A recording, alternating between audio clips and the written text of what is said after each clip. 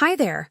Welcome back to American Lingo Academy. I'm Luna, and today we're going to learn another 10 common English phrasal verbs that native speakers use all the time. These are really useful phrasal verbs that you'll hear in everyday conversations, so make sure you practice them. I promise by the end of this video, you'll feel much more confident using these phrasal verbs. All right, let's get started. Number 1, call round. This means to visit someone at their home, usually without much planning. It's casual and friendly. You use it when you stop by someone's house to say hello or just hang out for a little while. For example, imagine your friend lives nearby and you haven't seen her in a few weeks. You're feeling a bit lonely and you think it would be nice to catch up. You might say, "I'm going to call round to Sarah's place this afternoon to see how she's doing." It's a nice, informal way to spend time together. Here's another one.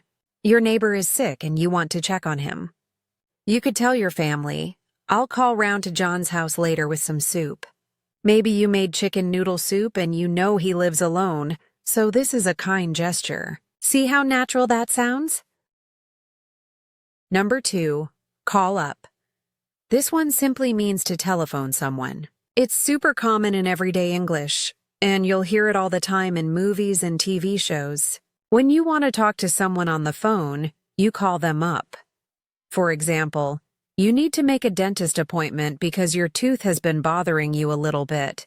You would say, "I need to call up the dentist's office tomorrow morning to schedule a cleaning." You're planning to make that phone call first thing when they open. Here's another one. Your mom's birthday is coming up next week and you want to talk to her because you live far away. You might think to yourself, "I should call up Mom tonight to wish her a happy birthday and hear her voice." Native speakers use this all the time instead of just saying, "call." Number 3, calm down. This means to become less angry, upset, or excited. When someone is too emotional or stressed, we tell them to calm down. Or we might need to calm down ourselves. We all get upset sometimes, right? For example, your friend is really stressed about an exam that's happening tomorrow. She's panicking and can't think straight. You might say to her very gently, "Hey, take a deep breath and calm down. You studied hard and you're going to do great. Trust yourself." You're helping her relax and feel more confident. Here's another one. Maybe you're watching a scary movie late at night and your heart is racing really fast. The music is intense and something scary just happened. You might tell yourself, "Okay, I need to calm down, it's just a movie, nothing is real."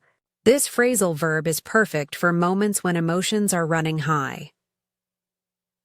Number 4, cancel out. This means when two things have opposite effects and they balance each other. So the result is 0 or neutral. It's like they erase each other. You can use this in everyday situations. For example, you eat a healthy salad for lunch because you're trying to be good with your diet. But then later you eat a huge piece of chocolate cake for dessert because it looked so delicious. You might joke and say, "Well, I guess the cake and the salad cancel each other out, so I'm breaking even today." Of course, it doesn't really work that way, but it's a funny way to talk about it. Here's another one. Imagine you're doing your monthly budget and looking at all your expenses. You earn some extra money from a side job, but you also have an unexpected car repair bill. You could say, "The extra income and the surprise bill basically cancel each other out, so I'm right back where I started." It's a useful way to describe balance. Okay, quick reminder. If you're enjoying this lesson and finding it helpful, please hit that like button and subscribe to our channel. We post new English lessons every single day, and your support really helps us keep making these videos for you. Thank you so much. Now let's keep going. Number 5, cap off. This means to finish or end something in a special or memorable way. You use it when you want to complete an experience with something nice or exciting. It's like putting a perfect ending on a good day. For example, you and your friends have a wonderful day at the beach. You went swimming, played volleyball, and just enjoyed the warm weather. At the end of the day, you all decide to sit together and watch the sunset over the ocean. You might say with a happy smile, We capped off the perfect day by watching the sunset together. It makes the day feel complete and special. Here's another one. You're having a great dinner party with your family on a Saturday night. Everyone is laughing and telling stories. After the meal, you bring out a delicious homemade pie. You could say proudly, "We capped off the evening with my grandmother's famous apple pie, and everyone loved it." It's a beautiful way to end something special. Number 6. Care for. This phrasal verb has two meanings, and both are very common. First, it can mean to like something or someone, but we usually use it in the negative form. Second, it can mean to take care of someone, like a nurse or a family member does. For example, someone offers you a cup of coffee, but you don't really like coffee at all. You might politely say, "No, thank you. I don't really care for coffee, but I'd love some tea if you have it." It's a gentle, polite way to say you don't like something. Here's another one with the second meaning. Your grandmother is getting older and needs help at home with daily activities like cooking and cleaning. You might say, "My sister and I take turns caring for our grandmother on the weekends. We help her with groceries and make sure she takes her medicine." Here it means to look after someone with love. Number 7. Carried away. When you get carried away, it means you get so excited or involved in something that you do too much or lose control a little bit. It happens to everyone sometimes. We all get carried away with things we enjoy. For example, you go shopping at the mall and you only plan to buy one shirt because that's all you needed. But the store has a big sale with amazing discounts, and everything looks so good. You end up buying 5 shirts, 3 pairs of pants, and some shoes. When you get home, you might laugh and say, "Oops, I got a little carried away at the mall today." You did way more than you planned. Here's another one. You're telling a story to your friends about something funny that happened last week. You keep adding more and more details and the story gets longer. Someone might say to you with a gentle smile, "Hey, don't get too carried away with the details. We only have 5 minutes." It's a friendly way to say, keep it simple. Number 8. Carry forward. This means to move something from one time or situation to the next. It's often used in business, accounting, or planning, but you can use it in everyday life too. For example, you're working on a big project at work, maybe designing a website, but you can't finish it this week. You tell your boss in a meeting, "I'll carry forward the rest of the tasks to next week so we can complete everything properly." It means you'll continue the work later. Here's another one. You're planning your monthly budget and you're being careful with money.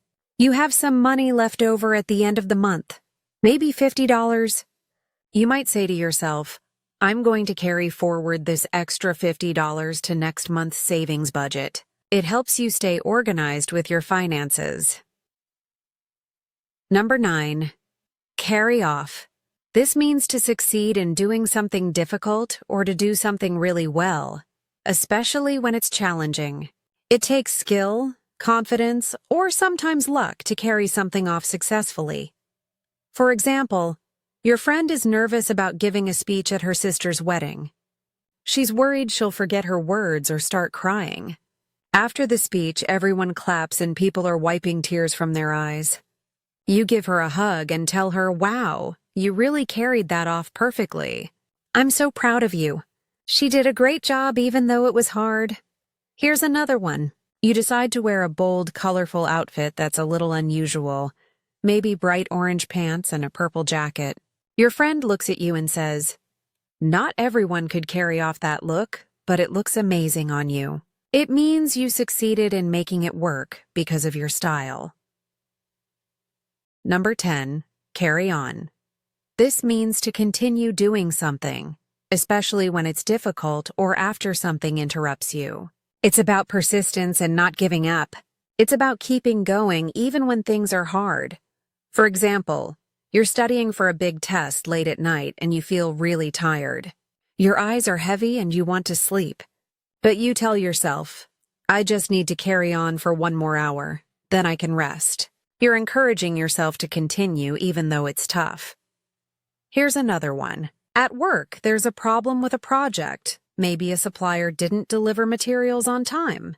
But your manager says, "Let's fix this issue quickly and carry on with the plan. We can't let this stop us." It means keep moving forward and don't stop because of one obstacle. And that's it. Those are 10 really useful phrasal verbs that native English speakers use every single day. I hope you feel more confident now and ready to use them yourself. Remember, the best way to learn is to practice. So try using these in your own sentences this week. If you enjoyed today's lesson, please give this video a like. Share it with your friends who are learning English. Leave a comment below telling me which phrasal verb was your favorite. And don't forget to subscribe because we upload new lessons every single day.